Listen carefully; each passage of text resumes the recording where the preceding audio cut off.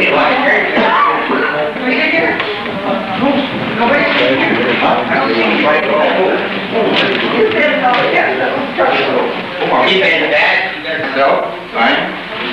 not Santa Claus.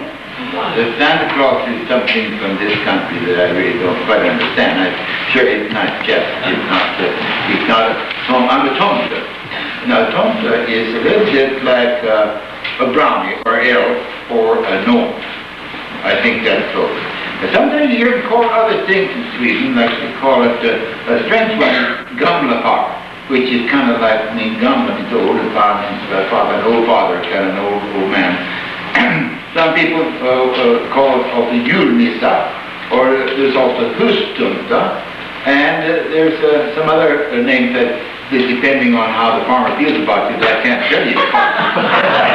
You do give them a little trouble once in a while.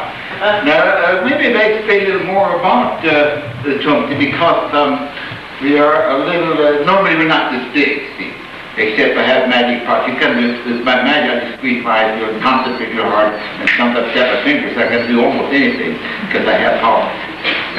And normally, you don't see a tomte either. This is very rare. Actually, the last time I can think anybody saw tomte, real tomte, was a boy named Niels in the last century that saw what he thought just did a shadow for it. It's a long story, I won't get into it.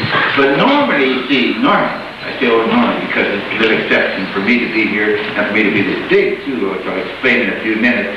Normally they are not seen, because if they're seen, the tomte loses his powers. And normally they aren't as big as I am. How big are they? Well, I'm glad you asked that question. I was going to try to read it. Normally they're only about handbreadth, about that's all. They're little creatures. But some of them are like little old men. And some like me who have the magic powers. And I shouldn't be here for you to see, but you see, we're a little concerned that we have refreshed your mind about where the Swedish people came from and some of their customs there. So now, yes, where do we live? Boy, you asked the best question tonight. Well, mostly we live, of course, we are guardians. The tomte is the guardian of the farm. I mean, he really takes care of everything out there. He's really, basically very much treasured by the farmers and the people in the little houses, because all the good things he does. Now, that all depends, though, on your point of view. Some don't like to have the tomte around because he kind of makes you toe the line. Now, because all we ask you to do is you housewife, take care, keep the house clean, and have meals on time, and do your business, do good cooking and all that kind of thing, and you have no trouble with us. And you man that out in the fields or out there on the farm, see that the cattle are taken care of, they don't get sick, and see that they have good feed, and they have nice clean straw, and you won't have any problems. Now, on the other hand, if you ladies sometimes wonder why all of a sudden all the pots and the pans fell off the rack on the wall, well, I'm afraid I had to do this. We have to do this to teach you a lesson sometimes. I mean, if you're not doing your business right, or if your pudding is scorched from the bottom on the stove, see, you did something you shouldn't do. And I'm not going to tell you what, because you know it, I don't have to tell you. But the men don't get by so easy either. You have been lazy out there taking care of the tables and so forth. And then you wonder how the milk bottle, milk pail just falls over with nobody kicking it. Well, we got the power to do those things too. So I just thought I would warn you that sometimes if your bread doesn't rise, if the cows don't get milk, you're not doing your business. Now, a lot of people say, there are farmers say, well, that's all good and well, but when all things considered, I just well do without a tomte. Now, that's not so easy to arrange. Example, well, a neighbor over here where the farmer I was in school on, he decided, well, he had enough of the tomte because the tomte seen him making work harder than he really wanted to work. So he finally decided he's going to give it all up and leave the farm and move into town. So he got all his belongings together, didn't tell anybody, put a big trunk on the back of it, and as they're just getting ready to leave, the neighbor came by and said, where are you going? And the lid popped open of the chest, and a little boy came out the ark and said, "We're moving." And he said, "Don't go with him. You can't get rid of him that easy." So now, oh, by the way, too, about what we eat. We don't eat meat. No meat. We make we like soup made of herbs and berries and mushrooms. We gather them all year long, make a good soup. And we make a bread that's made out of 4 kinds of flour. And then we do make ale. We do make ale. It's kind of it's not the same root beer, kids, but it's actually for the young people, it's very mild and sweet. Nice. But the older you get, the stronger it gets. It's pretty good stuff here. So all we ask now of you is to take care of your animals, do your job, and 1 big bowl of porridge for Christmas. That's why I got this spoon. It's for my porridge. I never go anywhere without this spoon because I like to have lots of porridge on Christmas morning. So the keys, of course, are for the farm, and we have lots of work with knives, so you have to take care of it. Now, you can do some, it's strange, you can actually do too much with it too. So I'll give you a warning. I hate to tell you this because that kind of relates to what happened to me. Don't give your tomte new clothes. Actually, I got an awful nice outfit here. They gave me this outfit that put there with my porridge in the morning, and so when I got up, I saw it, and then I looked down how nice these clothes were, and I decided they're too fine to work, so I quit. So that's the way that goes. So, and now at Christmas time, we don't have reindeer. I have nothing against reindeer. They have lots of purposes, but personally for the sleigh that I pull, I have what we call a Yule dog. It's a Yule goat, a goat. Goats, I think, have a lot of personality. Sometimes a very devilish personality, but that's another story. And it goes back in history and back in, I don't want to talk, it has to do with the devil, I don't want to bring it up tonight. But anyway, sometimes I use pigs to draw the sleigh. I like pigs. Pigs are awful smart. I enjoy them a lot. And sometimes we use horses, but mostly goats. You go to pull a sleigh. And then we bring the present in and throw them in the house when we check to see if they're good or not, and off to go, and nobody sees us. Now, we go back and talk a little bit about the whole season of Christmas over there, and remind you, because I think it's much the same here, or if it isn't, I'm sure it should be. It really begins over there before Advent. Now, the work part of it that starts early. That is, you can start making peppercorns real early, even before Thanksgiving, but because they're almost indestructible. They're kind of like connected blades. You can hardly destroy them. And then, of course, after you make these connected blades, you lay in a good supply of connected blades, and then you make your peppercorns, and then you can make your scalpers or your rust, because that stuff is pretty indestructible too. And as you get closer to Christmas, you make the more delicate cookies that have to be very better stored. So you kind of balance that out. But it actually, the Christmas season, before the month of Christmas that we generally think of in Sweden, starts with Advent Sunday. 4 Sundays before Christmas, we have 4 candles on a log on a table, and the first Sunday you light one, you let it burn, and one you blow it out. Next Sunday you light that one, and the second one, and then you blow that out as well, and so you burn all 4 candles. It's a very lovely thing. It's a symbol of the light of the world, and that's the Christ child. See? We like to think that it's heavenly use, living life, because when you put the candle, light the candle, it pierces the darkness. It's a symbol of coming out of the darkness into light. It also has to do with this time of year because it's getting awful long days. We're getting pretty depressed about the long, dark nights, so we're glad when that's over.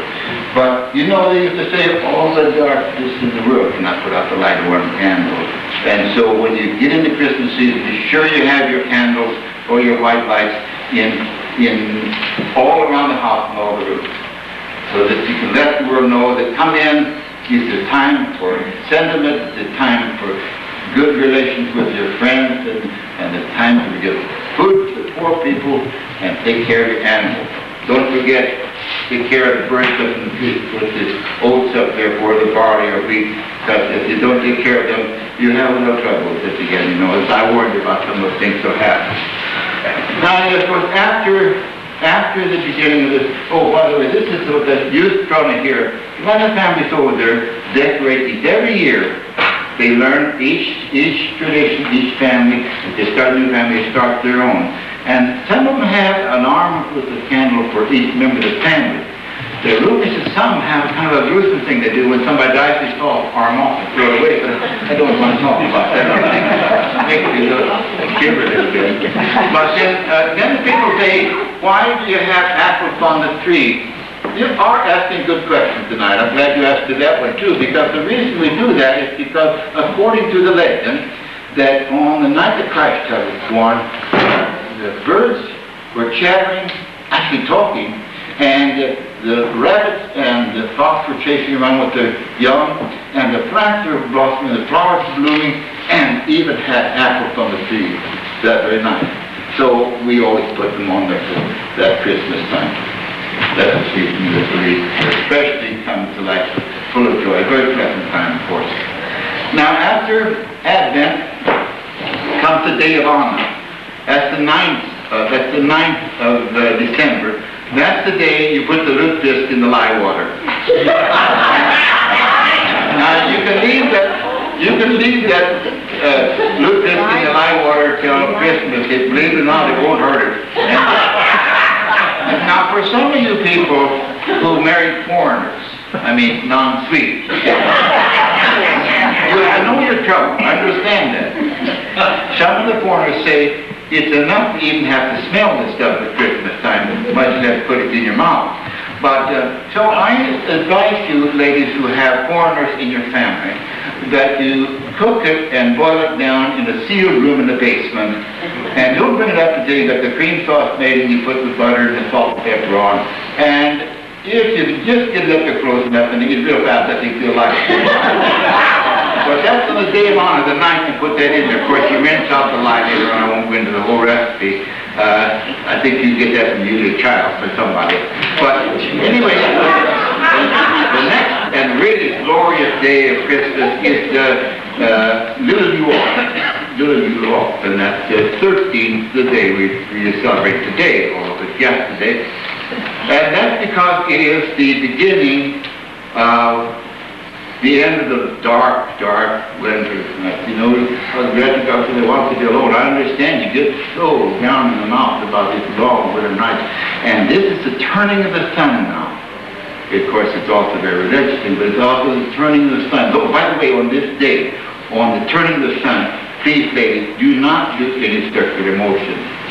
Don't stir the pot, and don't spin the yarn, or don't spin it, and don't wind any yarn. Do none of that because we don't want you to mock the sun. It gets very upsetting and it gives you bad health. I suggest you don't do any of that until you're off. Now, of course, you know about the seer comes in with brings you food in bed. It's a very lovely thing with the lights from the symbolizing the fire of the stake and the red sash because he's pierced in your side. And this very lovely thing happens when we have this food. It's the beginning from this day forth, really, from this day forth until Christmas Eve. It smells like Christmas, and it looks like Christmas, and there was just it's really something special, I tell you. So anyway, now, you want to know this. On the night of this longest night of the year, when the sun turns and starts getting shorter days, because by the time it gets to midsummer, it gets this long days, and the trees go out, and they run around outside, and they do some things I don't want to talk about, but they really have a wonderful time. But anyway, it's the tree of water, you know, it comes out of there. Or if it doesn't work for you, it's probably your clock's fault, so I can't help it. So then they go on, and we celebrate, and then we get to the day of St. Thomas. That's when the men taste the ale that they've been making. That's the 21st. And also they're supposed to have all the main work done outside. The women are supposed to already have their main work done, but I think they need to work outside because they really work from this day on, and really the men just get in the way, and they really have some of the pain in the neck part, and I can see from what I hear. By the way, I don't like harsh words, and I don't like arguing. So if you hear something on the floor, you know, I'm telling you, cut it out. I don't like that kind of carrying on. But Christmas morning, though, so, you know, you've got these lights in the windows, you put them on wherever you can, the left people know to come in and share the good fellowship of this beautiful time of year. So you finally have the Yule log, and you have tomte come and bring the presents, and you've been eating all day and all evening, and now you've got to go to bed finally because you have to get up around 4 o'clock to go to Yule log. By the way, you folks that don't do it on Yule log, would you please at least get up and turn your lights on, because the light should be in the window. So you're too lazy to get up and go, at least let your lights be on so we can see around town as we go to Yule log. Because it brings back, and that's the way it is in Sweden, in the rural areas. And with little Anna Oath wrote her book, and she's talking about early days here when it snowed on Christmas. They got up early, lit their candles in all the windows.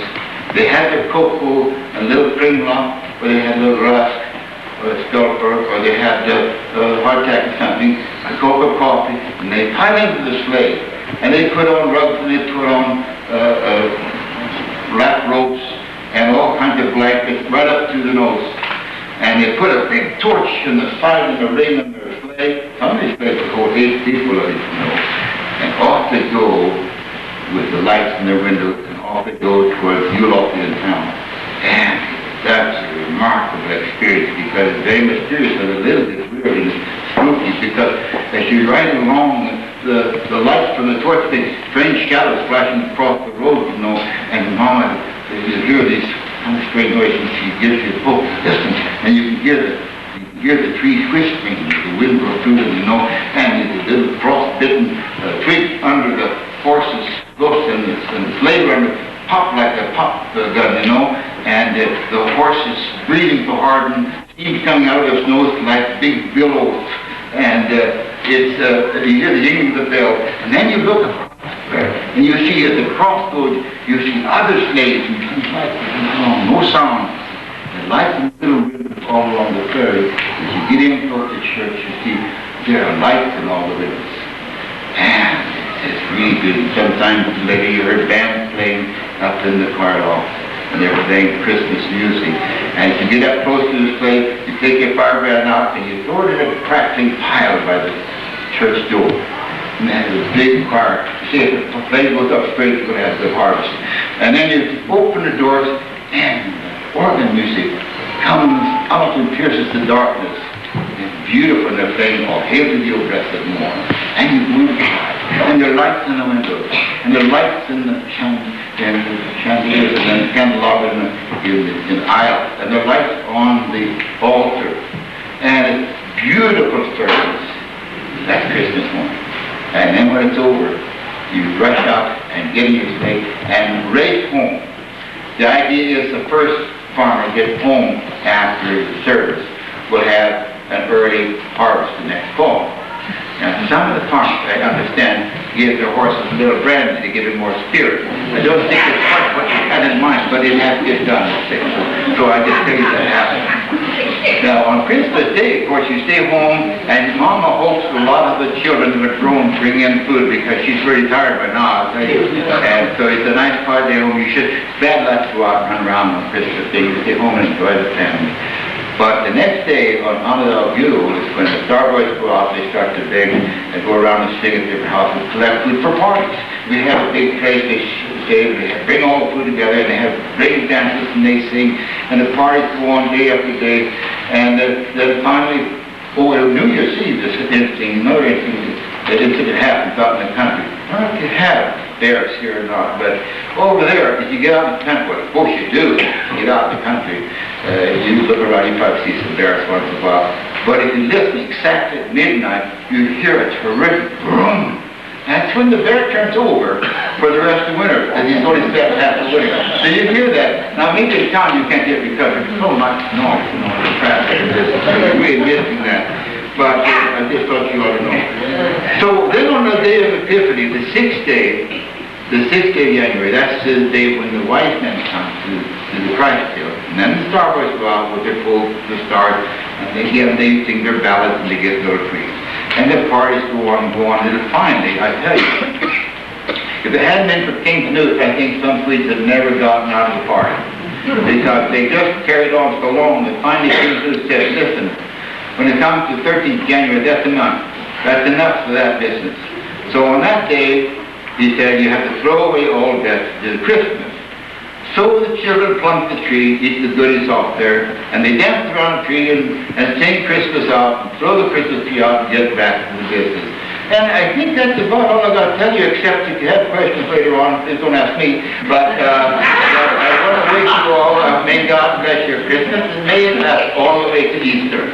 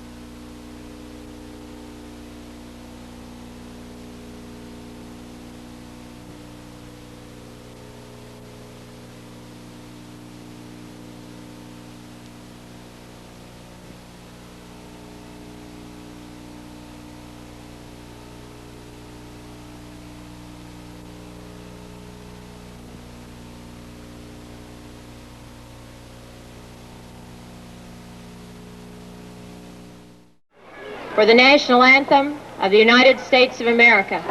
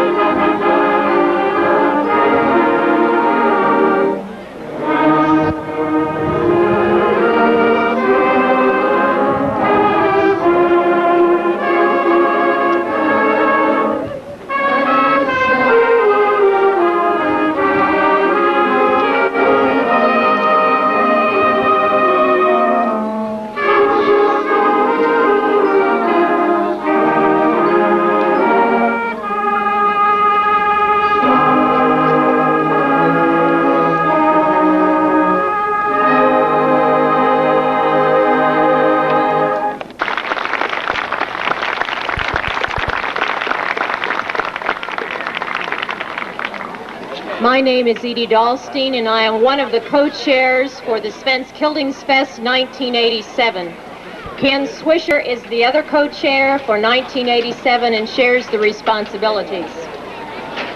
The introductions this afternoon will be brief, but we would like to let you know who has given of their time and special talents to be with us this afternoon on our reviewing stand for the official opening of the 1987 Svensk Hyllningsfest. We will wait momentarily as the band... Välkommen. Along with co-chair Edie Dahlstein, it is our pleasure to at this time officially welcome you, each and every one of you, to Little Sweden, USA. In 1941, Dr. William Hawarda founded Svensk Hyllningsfest. Much of what you see and will enjoy here today are a result of his desires and efforts and his beliefs. Take time in Little Sweden, USA to enjoy what our forefathers have worked so very hard for and we're very proud of. Again at this time, I say to you, welcome. We're glad you are with us. At this time, I would like to introduce the Mayor of Lindsborg, the Honorable Leland Olson.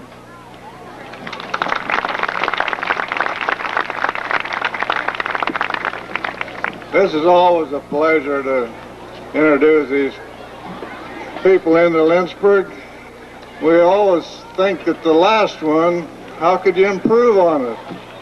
Man, I'm getting more comments that we got to expand this thing to get so people...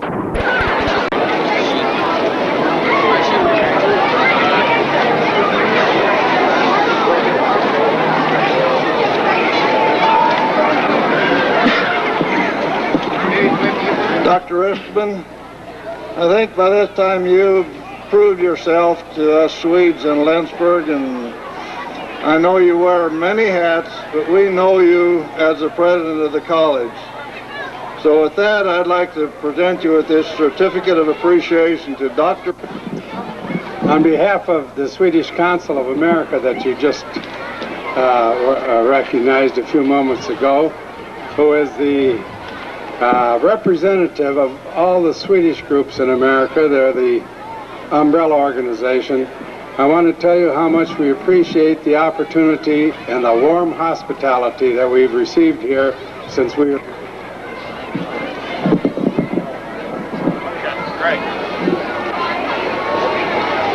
Dear friends, it is a little bit difficult for me, I must say, to stand here and not speak Swedish.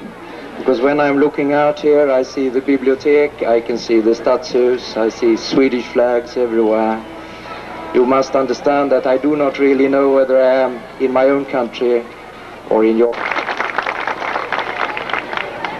Well, dear friends, I'm very happy to be here, and I'm very happy to be here to bring you the most warm regards from the Swedish Embassy, and in particular from the Swedish Ambassador William Wachtmeister, who I know would have liked very much to be here with you now for this Hyllningsfest of 19...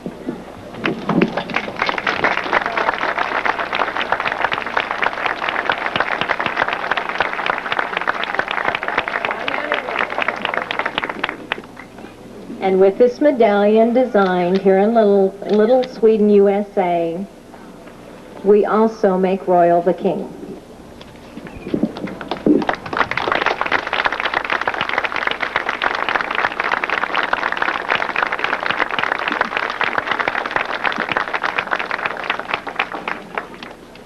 Många tack till herr och fru Dahlsten och herr och fru Swisher för denna stora heder.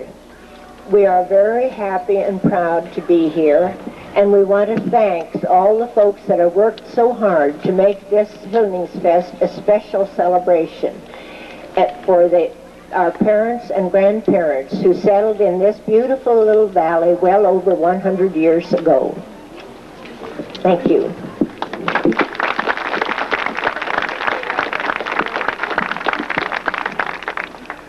är med glädje och tacksamhet att vi är ärad nu på denna svenska hyllningsfest.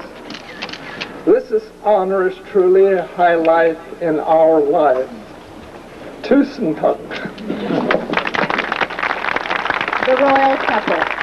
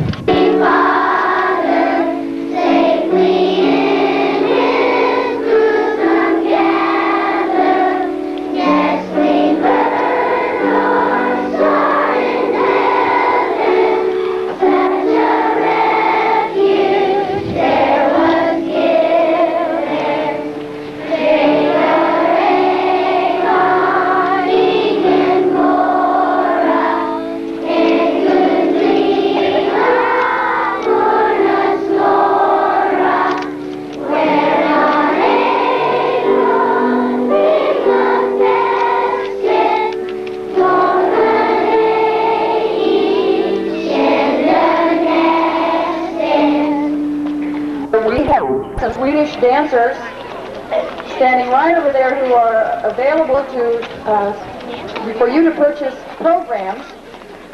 Where is the program? These programs are full of not only a list of all of the